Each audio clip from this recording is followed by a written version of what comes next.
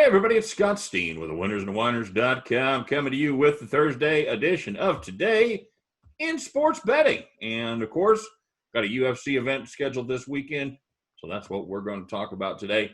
As you might remember from yesterday, we're going to change the format just a little bit on Today in Sports Betting. It's going to be more focused on what's going on that particular day in sports betting. Wow, that's a crazy concept. The couple exceptions will be we're going to still do our UFC shows, and we're still going to do our NASCAR shows with the one and only Winning Willie, who's our guest today. But first, let's bring in our co-pilot. He's going to help drive this new ship into uncharted territory. He is Scott Reichel. Scott, happy Thursday. How are you?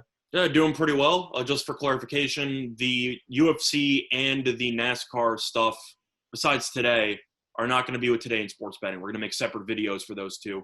Correct. So just for clarification. Yeah, nice to cover some UFC. So far, so good this week. Looking forward to the NBA restarting tonight. I have a play on that if you haven't checked that out already, so you can if you have not. But should be some entertaining cards. Pretty interesting considering the fact that the main event is only 3 rounds in this UFC card, which is unusual. Happens maybe once or twice a year. Yep. But hopefully with the shortened octagon in Vegas, you should see some entertaining stoppages. Yeah, we're back to the apex there with the short little with the smaller octagon. So yeah, that'll be interesting. So yeah, just to clarify, we'll be doing a couple of shows on the UFC NASCAR. What are we going to call that? Like a couple of days from now in sports betting? Potentially. We will figure out some type of term. Title under construction, and Friday futures.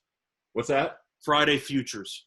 I don't hate that. I made it up. I don't even know if it counts as the future, but technically it's in the future. So I don't know. We'll figure it out. We'll brainstorm after. Scott was out there fighting for the NASCAR show because he's ahead of in the Winners and Whiners Cup. I got to keep my lead for the imaginary trophy that's going to fit really well on my mantle. Your imaginary mantle? My imaginary mantle with my imaginary trophy. Well, we couldn't do it without this next cat. We're gonna bring him in. A little preview. We previewed him earlier, but now we're going to bring in the real deal all the way from Clarksdale, Mississippi. He is the one and only Winning Willie Mormon. Winning Willie, what's up, buddy? Howdy, fellas. It's a great day. MLB still kicking strong despite a COVID outbreak.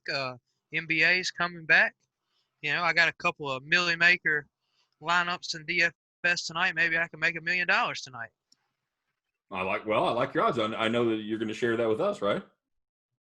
Oh, Willie? Most definitely. Willie, you still there, Willie? Finder's fee 2%, right? That'd be all right. I may never have an opportunity to spend money again in my life. I just sit here in my house, but someday I'll be able to buy things, so that'll be cool. So it's good to be here, guys. We've got a interesting card this week, a little shorter card than last week, as we had 103 fights, I think. But we're going to kind of go through these, find out where we got a little value, find out what everybody digs, and find out if we can help some people make some money out there. So let's get rocking and rolling. Just a quick recap. How did you guys do on your picks? Scott, how'd you end up doing on UFC last week? It was profitable. I just have to go on Twitter to see the official recap, but I'm pretty sure I made roughly around 2 units. Okay. All right. Not a bad night. You get to watch a little free entertainment and make a couple of ducats. Willie, how about you? How'd you end up on the UFC card? I couldn't even tell you about this last one. I had so much other stuff going on with this last one. I know the card before last, if I remember correctly, I went 6-2, somewhere around in that area. Okay. So it was really profitable there. Like I said, I don't know how this last one went, but I know I did it. I know I was on the right side of a couple different fights. Excellent. I just checked the results. I was 3-3 for plus 1.87. So yeah, around 2 units, like I said. Okay, not bad at all. Well, let's see if we can at least equal that, maybe even top it here today. And let's start off, of course, as we always do with the undercard. We've got Chris El Guapo Gutierrez going against Corey Durden. Quick quiz to start. Does anybody know what El Guapo means in English? El Guapo, that means the attractive one. The handsome. Yeah, very good. Very good. Yo estudio español para 5 años. What's up? Look at you, man. I had 12 credits in college, and that was a long time ago is what I've learned. So, guys, anybody got a play on this one? Pass. The truth is that Gutierrez should win this fight. He's a huge favorite. The other guy's making his UFC debut. Durden, he should change his name to Cody Fight Club Durden, because that was the name of Tyler Durden in the movie. But as a whole, he's a decent fighter. But he fought literally 12 days ago at time of recording. He fought on July 18th. So I feel like unless his name is Chimaev, I don't trust anybody fighting twice in 12 days. So I'll lean to El Guapo, but I'm not going to touch it. So he's making his UFC debut. So he did not fight UFC obviously 12 days ago. No, he fought in a different league 12 days ago. So it's just he's taking it on short notice against a guy who's probably the better fighter. It just seems like they just fed him for an extra fight on the card. Well, that's probably why it's the first bout of the evening. Willie, how about you? You going to get on Gutierrez here? It's you're definitely going to pay a price, minus 310 on Gutierrez. If you wanted to take the underdog, plus 260. Any enticement there, my friend? Not at all. I do believe that Guapo will win this fight, but DraftKings, they have a lot of exact result props, but they don't have one for this one. If I was to play it, it would be Guapo by knockout, but realistically, it's a stay away from me.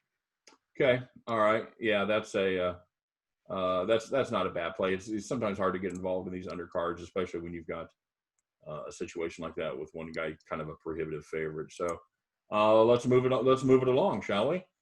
Take a look at the next bout of the evening, a featherweight contest between Jamal Pretty Boy Emmers, he could be El Guapo as well, against Tamir Lucky Valiev. Start with you, Willie. Tell me about this one. Well, I believe, if I'm not mistaken, you've got a debuting fighter here. But if he has fought in the UFC, it hasn't been much. And then you got Jamal Emerson on the other hand, which is he's a pretty decent fighter. He got a little bit of an all-around fighter. He definitely prefers to stand up more than anything, but he can fight on the ground if needed. I'm not 100% sure why Emmers is the underdog here, but either way, I'm on Emmers at plus. What did I see? Plus 135 at DraftKings. All right, yeah. Let me. Emmers. I've got him on BetOnline plus 142. Valiev is minus 162. Scott, can you help us shed a little light on why a guy with very little UFC experience is such is more than a 3-2 favorite? So the way that I see it is that even though he will be making his UFC debut, he has performed really well in other leagues.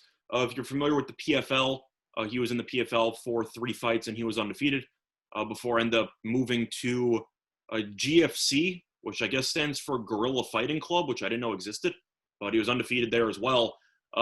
Simply put, I don't think he should be that big of a favorite in this fight, and I like Emmers to get the victory here. I'm usually an exact outcome guy, as you know, but in reality, you get Emmers as an underdog. I saw plus 150 yesterday on Fox Bet. So for me, I feel like Emmers has the UFC experience, so he has faced off against better competition. He lost by split decision to Giga Chikadze, and if you have seen him fight in the past, he's actually a pretty good UFC fighter. So there's no shame in losing in split decision to a fighter of that stature. Plus, the main issue that I have with Timur in this fight is that he's 4 inches shorter than Jamal. So I'm a little bit concerned there in the stand-up, especially in the smaller octagon. I know that Timur likes to wrestle, but if Emmers has the ability to use his reach to, keep distance between him and Timur, I think he could easily rack up some points in the stand-up. And if you want to just talk about value there, I don't know how you don't consider taking the guy who actually has had experience fighting UFC fighters as opposed to guys who have been fighting elsewhere. So I see Emmers actually went down to plus 140 on Fox Bet. I took it yesterday at plus 150, so I got a good number there. But it is definitely worth mentioning that these two fighters typically fight at different weight classes, as Timur usually fights at bantamweight and Jamal is going to be fighting usually at featherweight.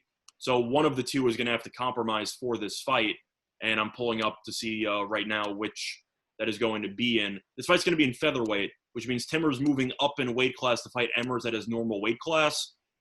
I feel like that just kind of adds fuel to the fire there on why I like Emmers here, because you're so used to seeing Timur have success at a different weight class against weaker opponents. Now he's making the leap to the UFC, has to fight outside of his normal comfort area.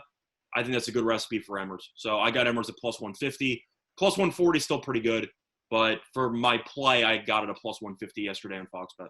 So neither one of you guys are worried about a little Vegas giving us the old okey doke on this one with maybe they know something that the average bettor doesn't know. Well, potentially until the line dropped $10 on Emers or 10 cents, I should say, on Emers over the last, I don't know, 10 hours.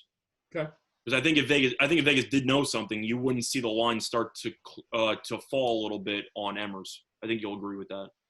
Yeah, that's of course you never know what kind of action that is that's driving that line move, but yeah, that could be good enough. So Willie, Vallejo is 16-2 as a professional fighter. Of course, he hasn't made his UFC debut yet. Is that enough to get you rolling on him, or are you going to be on Emers as well? I'm on Emers. I just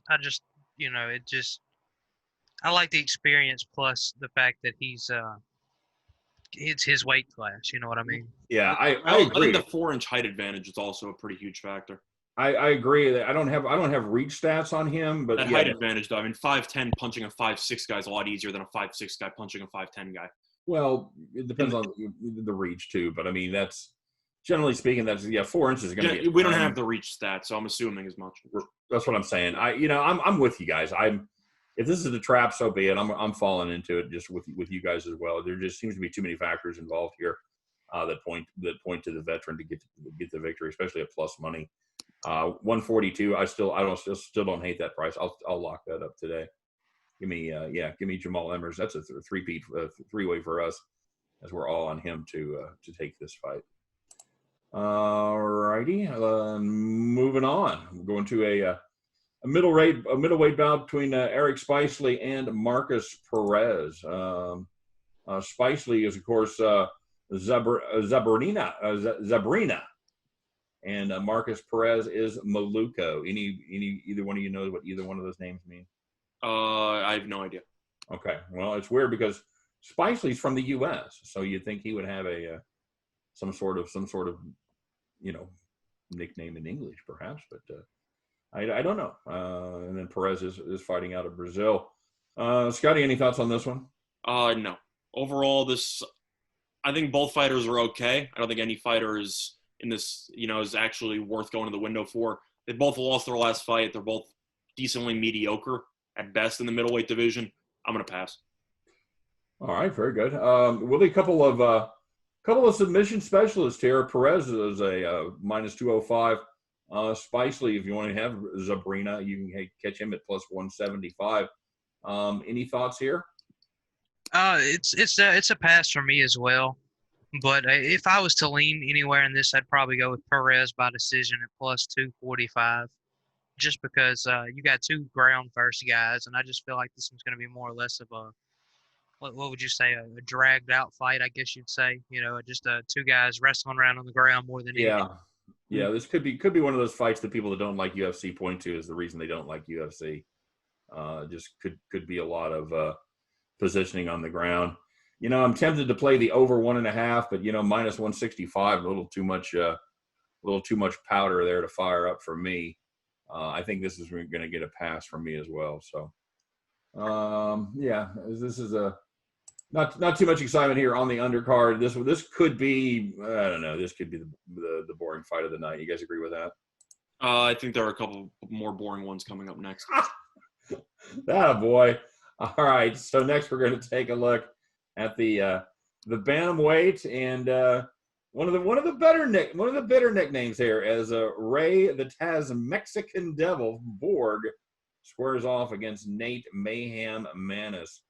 Guys, what are we thinking here, Willie?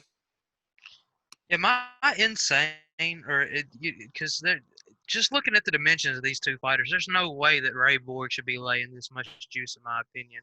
Yeah, I mean, he's given up. Minus 245 on Borg, by the way, plus 210 on Maines or Manis, whatever it is. He's given up almost a foot in reach advantage, and then he has a 6-inch height disadvantage as well. Maybe I'm crazy, but I can't pass up the dimension difference there. I'll take plus 195 on Manes any day of the week. Yeah, you don't see a 9-inch reach advantage very often. Scott, is that going to be the deciding factor for you to play You're gonna catch the underdog here at plus 210. The guy with the 9-inch reach advantage, his experience, really that big of a deal as Borg. Certainly has a number of UFC fights under his belt, and while Manis is 11-1 as a professional, but not a lot of UFC experience. So there's a couple reasons why Borg is favored in this fight. The first reason is because of the fact that Borg, of course, has the more experience, as you touched upon, as he's been a UFC veteran since 2014, and his opponent has not been in the UFC ever before. Second reason is because of the fact that Manis is actually moving down towards Borg's weight class. Borg fights as a bantamweight, and Manis always fights the featherweight, but now he's going to have to move down to bantam. So another reason why is because Borg is going to be fighting at his normal weight, and Manis is not. So maybe they're a little bit concerned that Manis will look a little bit uncomfortable in a different weight class. For the last couple of cards, I've given out distance parlays where I've had one fight, the over, and another fight with the over. I'm going to do the same thing here. Borg is well known to be a decision magnet, and especially with the reach disadvantage here, I think he's going to play this relatively conservatively. I think he's going to do whatever he can to get it to the ground, try not to get clipped, and try to limit the damage a potential reach advantage like that could do. I know that it's a smaller octagon, so it's a little bit trickier, but Borg has gone to decision in – oh, boy. I got to do the math here for a sec, but he's gone to decision a lot. 1, 2, 3, 4, 5, 6, 7, 8. He's gone to decision 8 of his last 9 fights. Okay. And that to go the distance is roughly like minus 300, but I'm going to throw that into a parlay. So the first play in my parlay is going to be on the Borg fight to go the distance. All right, so you're not going to pick a winner. You're just going to take the distance there at how much?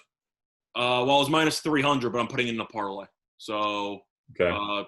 Yeah, it's the first leg of a parlay. I'll close the parlay in a couple fights. Well, no, I've got the over 2.5 at minus 265. So I'm taking the distance. So why would you take minus 300 versus? No, it could be minus 300. It might not be. I did a parlay before. I don't remember what the actual number was.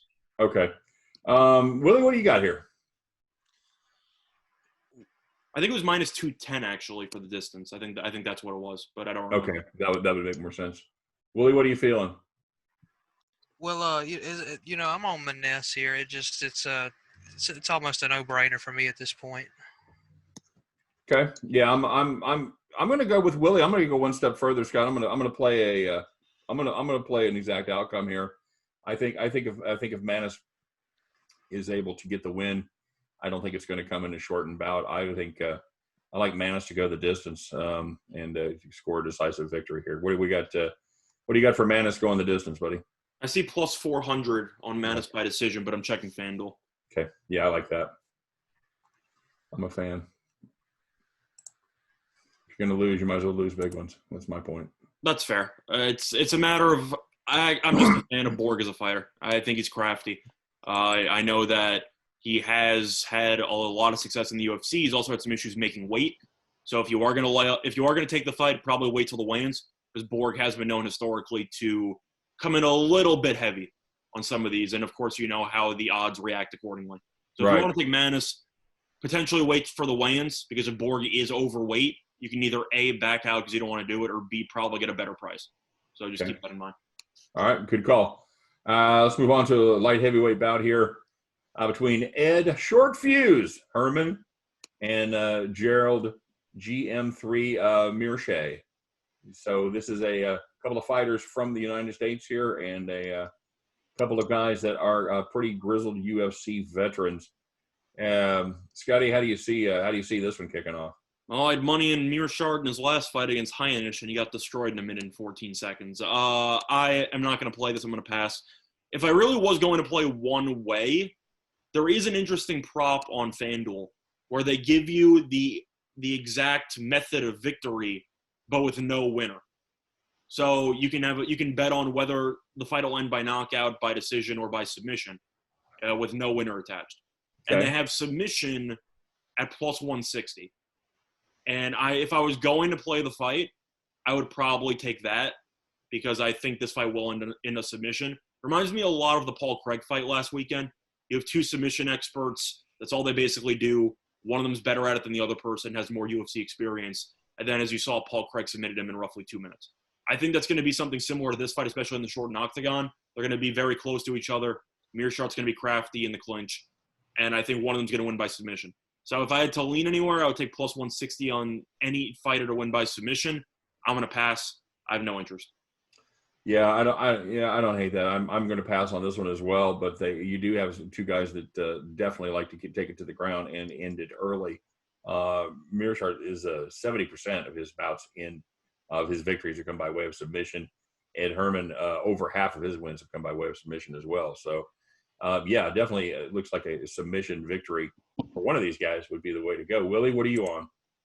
Yeah, I'm going to complete the trio of passes here.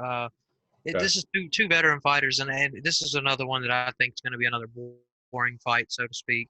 I looked into Herman by submission, but plus 333 just wasn't enough value for me to pull the trigger, so I'm just going to leave it alone. I think the main reason why I'm actually looking at the submission at plus 160 is because even though both fighters are good on the ground, Meerschaert has 8 submission losses and Herman has 6 submission losses.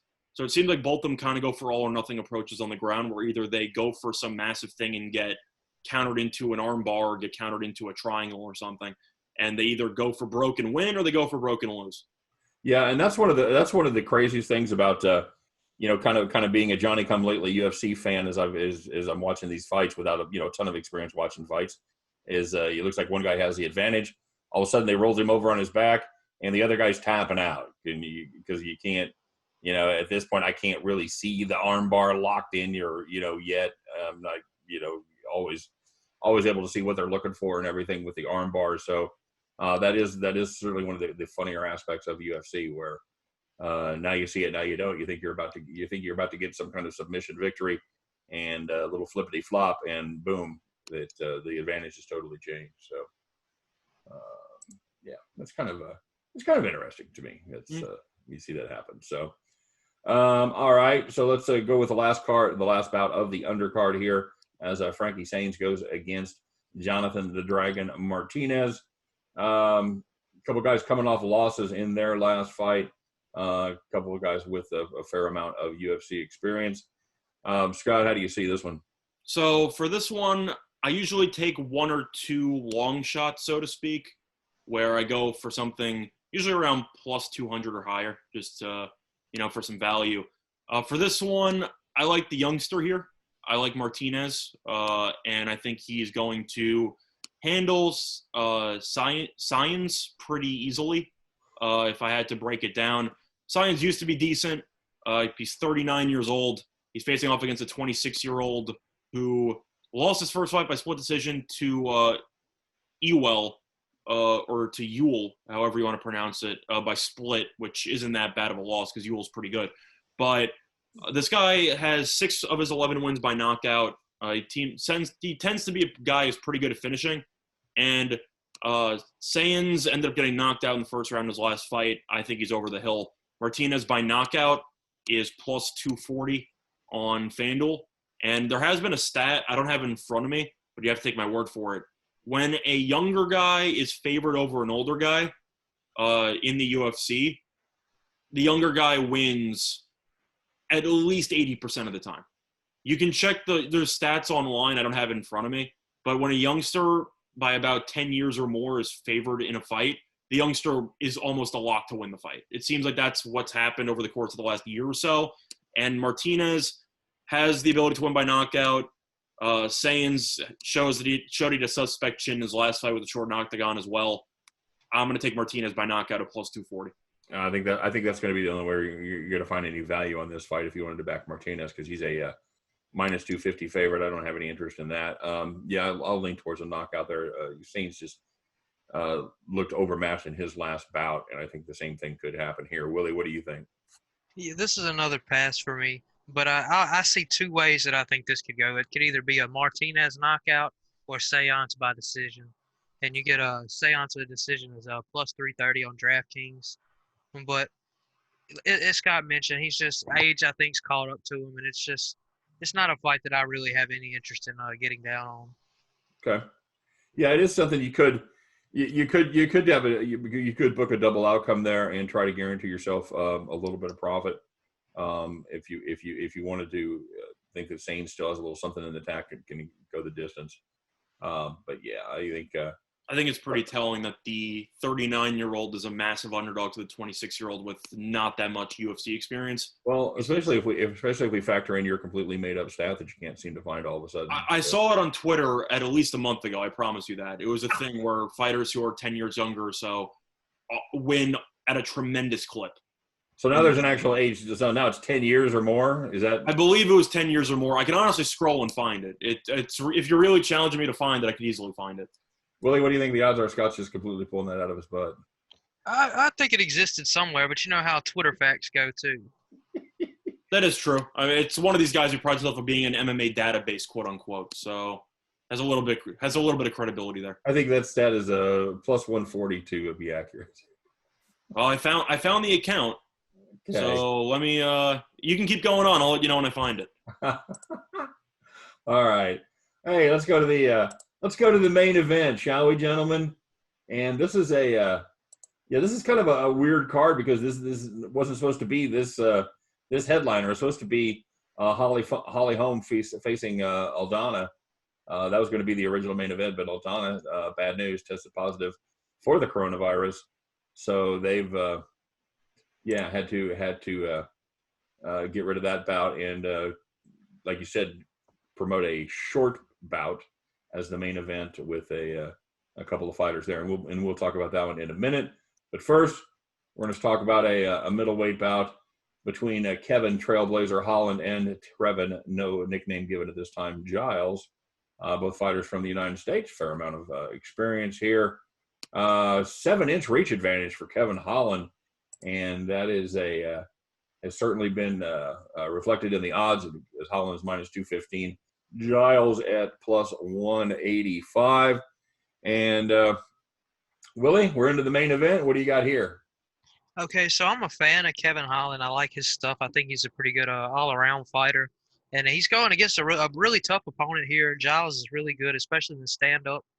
But Holland has such a reach advantage here that I just have a hard time seeing Giles really being able to do much with him. I like Holland by submission, KO, or DQ at plus 150 on DraftKings. Okay, very good. This is a couple of fighters that don't go the distance very often. Just 18% of Holland's wins have come by decision, and 17% of Giles. So these guys are used to knocking off early. They don't like to work overtime, and so it's certainly some kind of a shortened price, some kind of short event looks like the play here. Scott, what are you thinking? Well, Willie looked at my notes because I have the exact same prop. I instead of saying all the outcomes, I just said inside the distance, which is the same thing. I got Holland inside the distance at plus 150 as well. Holland in his last fight absolutely mauled Fluffy, from what I remember his nickname being, Anthony Hernandez.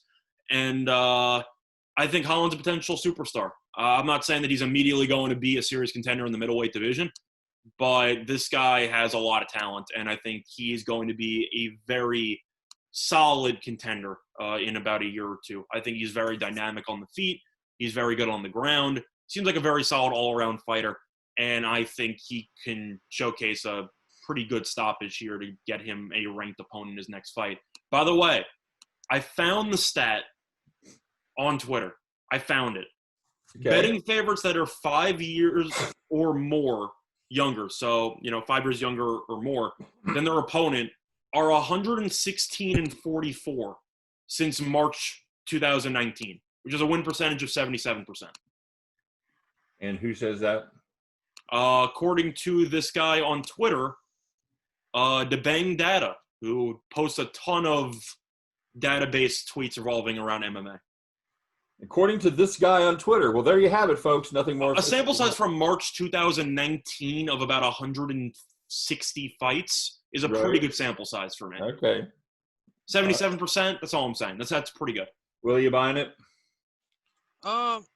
Yeah, not really. I just know it's okay. Fair enough. I'm on myself here. I know a lot of that's just it's still a per fight basis for the most part. It is something. I'm ball busted here.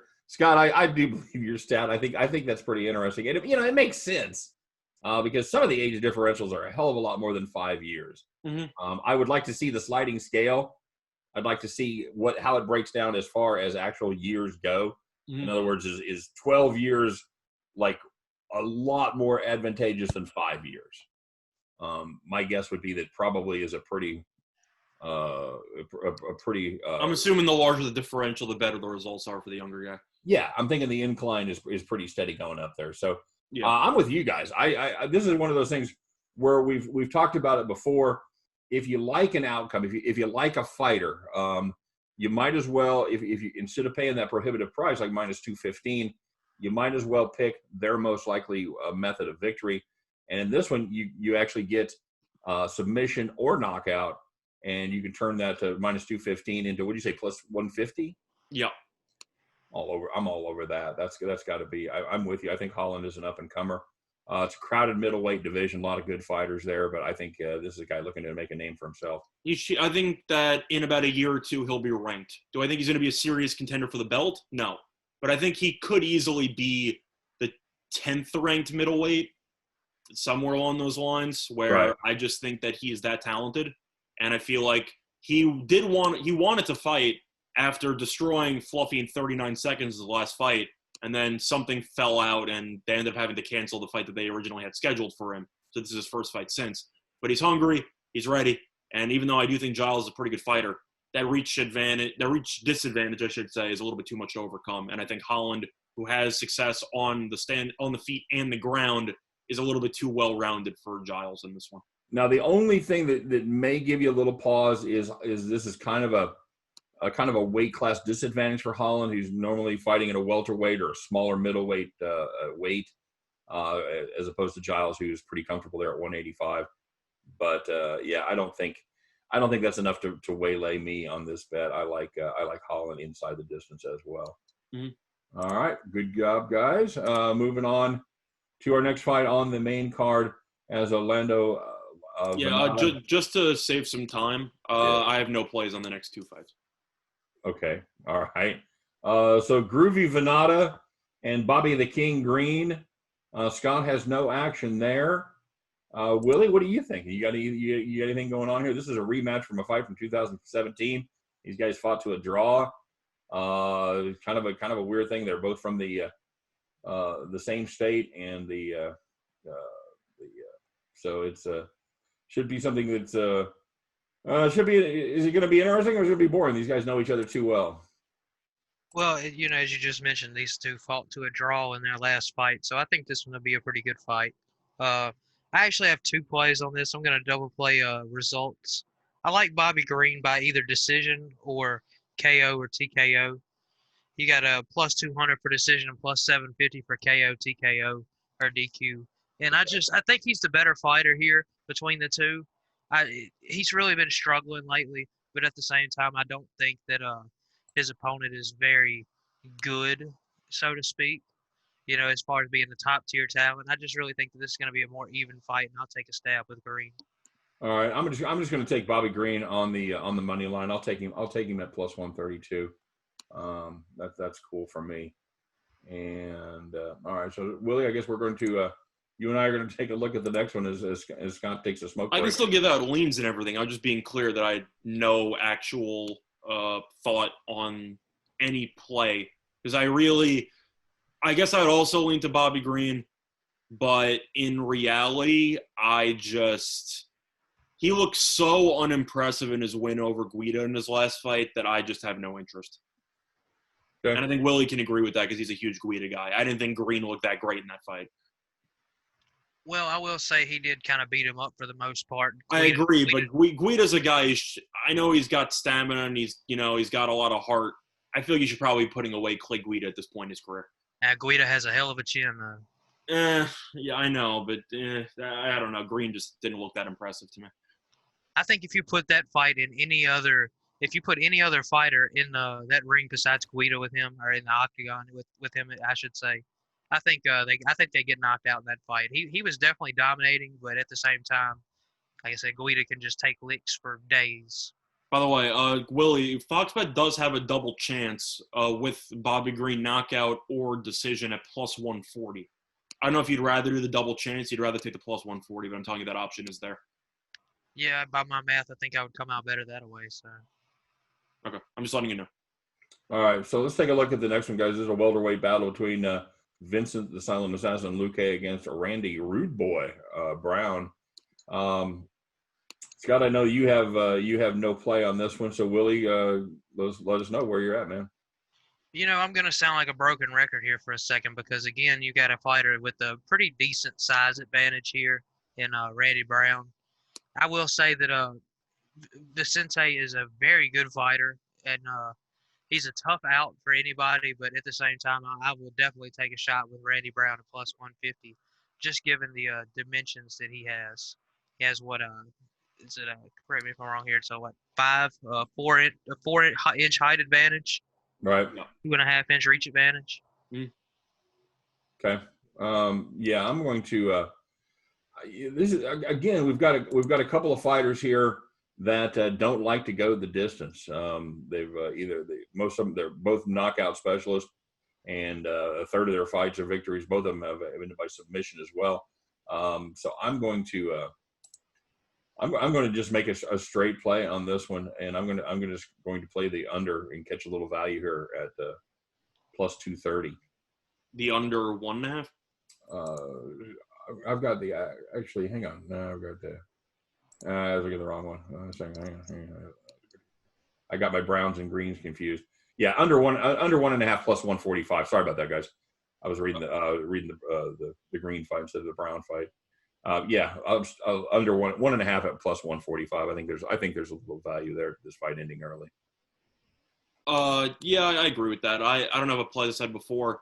If I had to lean anywhere, I would take a Luque inside the distance, which is at plus 115 on Foxbet. I don't know if there's a better line on DraftKings or not. I haven't really checked. But looking at the fight, Luque is one of the best kickboxers in the entire promotion. Probably behind Wonderboy Thompson.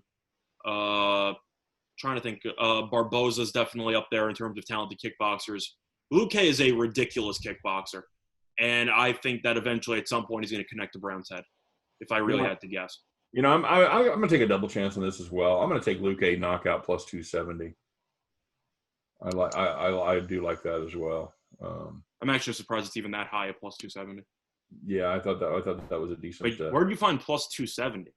Where did I get that? I got that off of I think I got it off of Covers.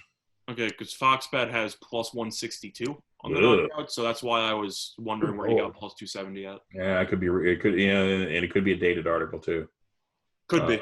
I can check FanDuel for you, but I was. I'm relatively shocked if 270 is available. That should be lower than 200.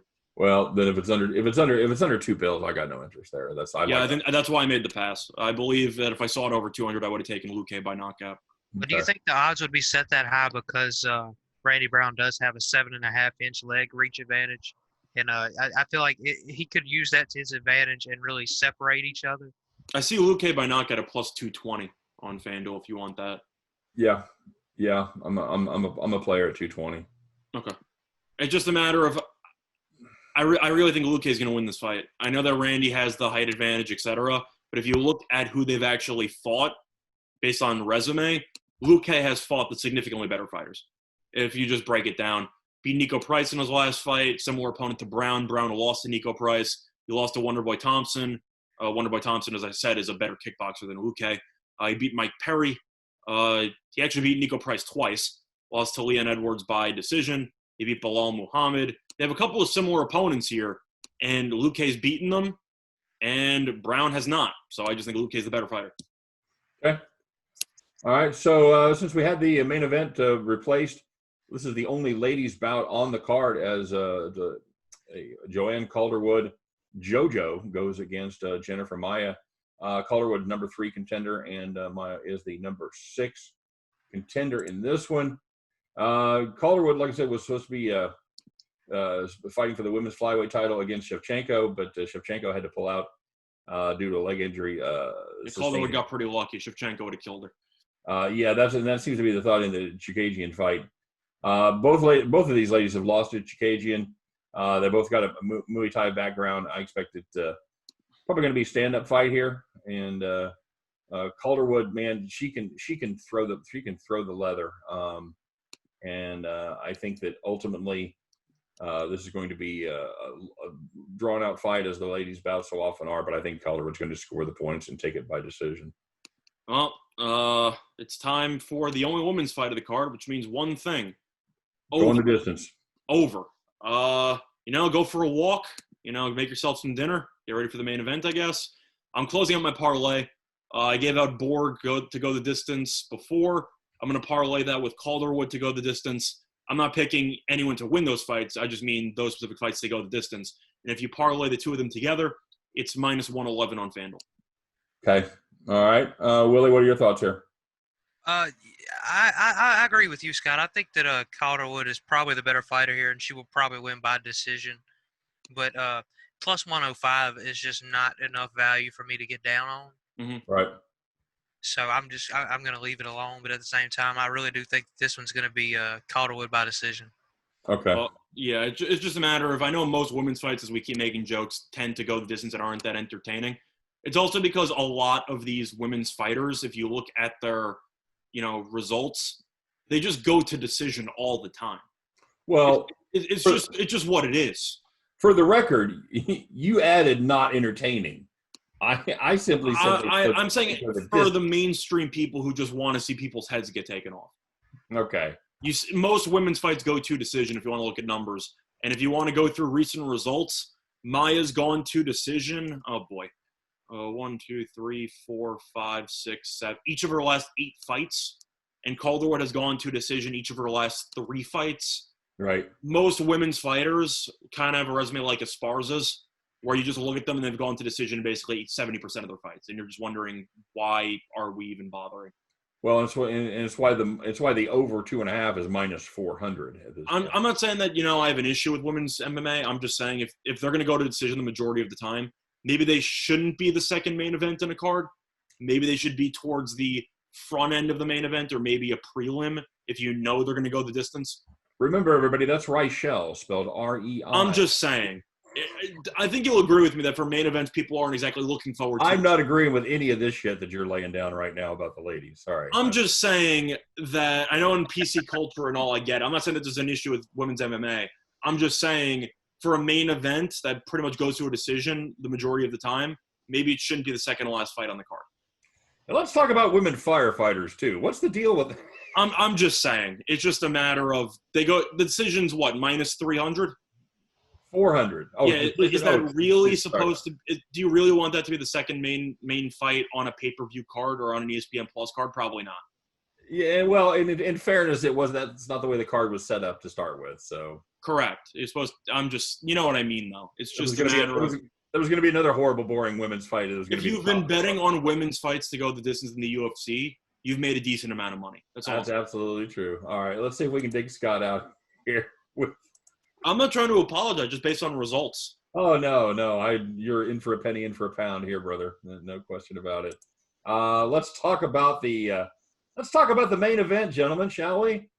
As the number 8 contender squares off against the number 9 contender, Derek Brunson goes against Edmund Shahbazyan, the Golden Boy, which I thought that was already taken. I was taken in boxing. I don't know about UFC. Well, apparently not. So I mean, I guess if De La Hoya wants to give him some crap, he could. But Scott, I'm going to let you. I'm going to let you try to. I'm going to let you give us your thoughts here on this one. So for this one, first of all, I've said previously on this show, I think Shahbazyan's a future champion. I think he's tremendous. By the way, we're just going 3 rounds in this one. Yeah, it's just 3 rounds because they trained for 3 rounds before the main fight got scratched, so they didn't want to force them to go 5. I don't think they're going to need 5, as Shahbazyan is minus 135 to win by knockout on FanDuel, so they just think Shahbazyan's going to take Brunson's head off. Brunson's a veteran. He's been around the block a few times. I don't think he's that good. I think he used to be a pretty good fighter. I think that the mileage has caught up to him. I don't think that he's anywhere near the fighter he used to be. Shahbazyan, on the other hand, is 11-0. He's only 22 years old. The guy just destroys people. I know he hasn't really fought anybody of note His most well-known win is against Brad Tavares, which isn't, that much of a household name. This would definitely be a big step up for him. But Brunson tends to have a little bit of a weak chin. If you've looked at his results, he has 7 losses, 5 by knockout. He's not afraid of being clipped. And in this fight, you're not going to find much value on Shahbazyan in the first round, like plus 130. Pass. I have no interest in that. I have no interest in laying a price on Shahbazyan by knockout. So I'm going to go to the bread and butter that always loses for value. I'm going to take the fight to end in 60 seconds at plus 900 on Fox Bet. Outstanding. Very good. Hey, Willie, I read a stat on Twitter one time that said the younger fighters do a lot better than older fighters. What do you think about this one? 5-year differential. What's that? 5-year differential. Minimum. So well, we certainly have that here. Yes, that fits the billing. That does. Willie, is that gonna come into play here? Are you all over the youngster as well? I'm leaving this one alone as well. I think There's this no value on the is a pretty youngster. good fight. I think the only value you can find anywhere on this fight is to take Brunson at plus 2.5, and or plus 250, and even then, I just don't think that that's enough value because he, as Scott mentioned, he's got a really weak chin. He has a lot of knockout power, but at the same time, can he avoid the damage that long? Yeah, the thing about Shahbazyan is I think he's going to win. The only point is that there's really no value in taking him to win because he's that big of a favorite. And I just don't see much. Are you really comfortable laying minus 135 on a fighter win by knockout? Of course not. Why would you ever want to do that? That just doesn't seem like a good move long term.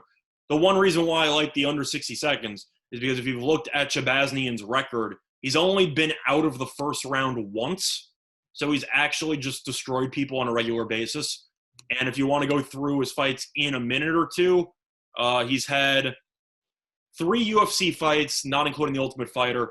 He won 1 fight in 38 seconds. He won another fight in 1 minute and 12 seconds, and the other fight in 2 minutes and 27 seconds. And even before that, he won in the Contender Series in 40 seconds. He won in another league in 30 seconds, and 14 seconds, and 43 seconds. So based on his record, I know not all of these are UFC opponents. I understand that, but he has 11 wins. 1, 2, 3, 4, 5 have come within a minute.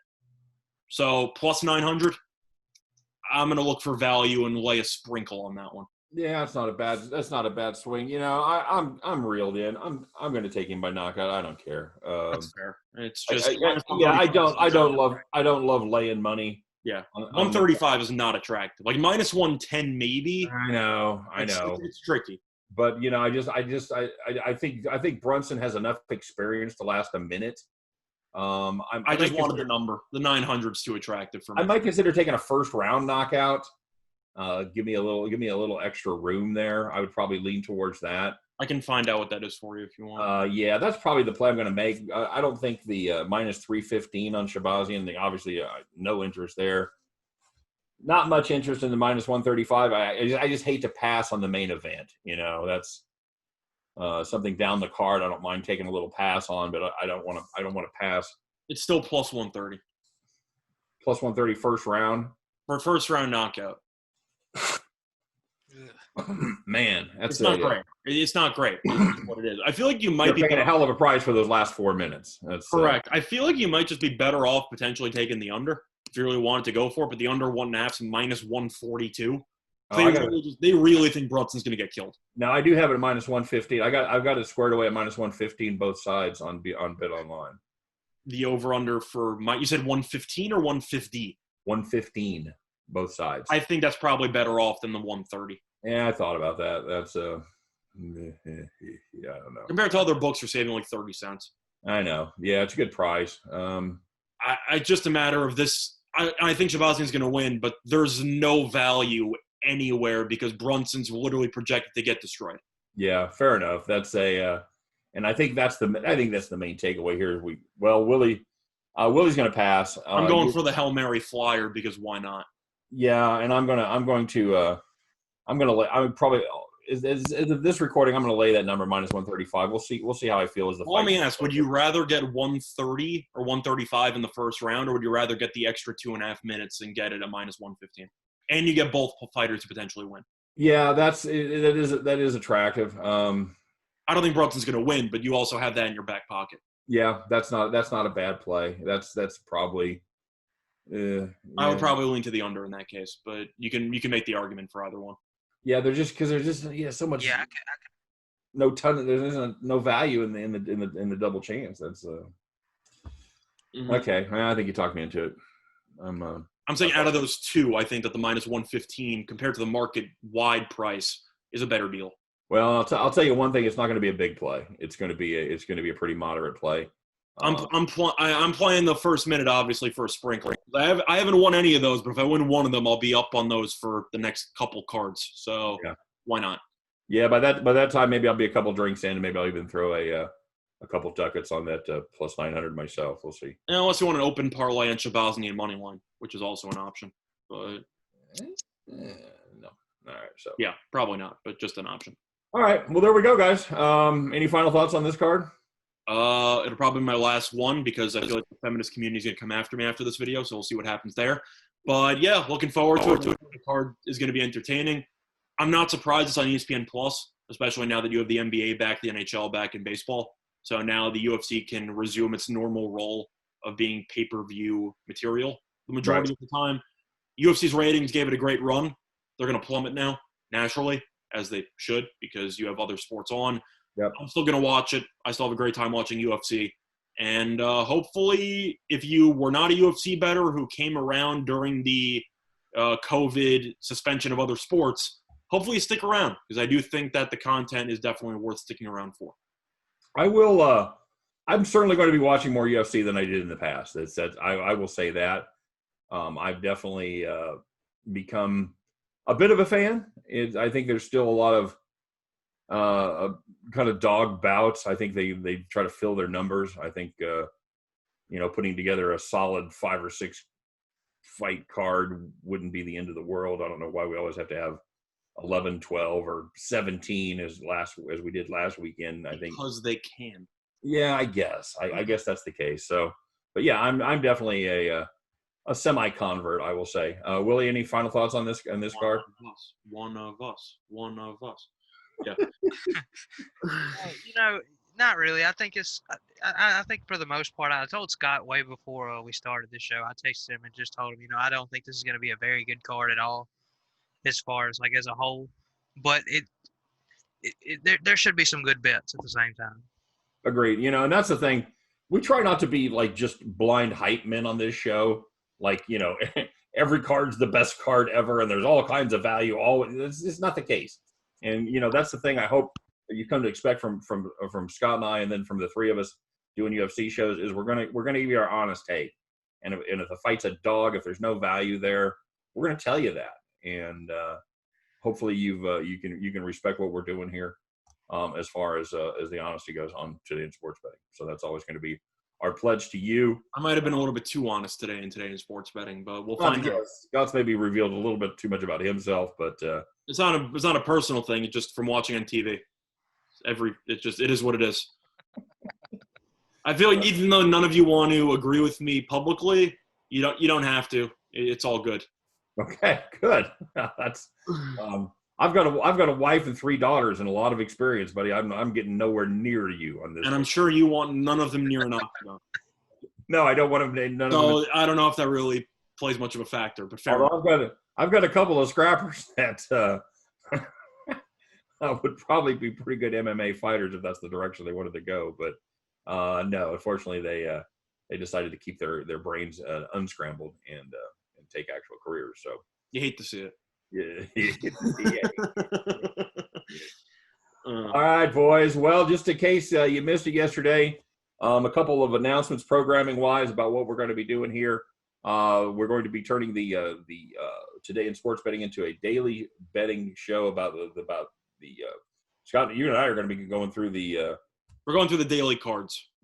Basically hitting on all the NBA games, all the MLB games, and then maybe a sprinkle of hockey here and there, but most likely not. I am discontinuing the Deep 3 for now. I'll be concentrating my efforts on doing this, and then making individual videos talking about some of our riders' picks and some of our handicappers' picks. And Scott, are you still going to be doing Scott's selections? I've still been doing it, and nobody stopped me. So until they turn the power off, I'm going to keep doing it. Excellent.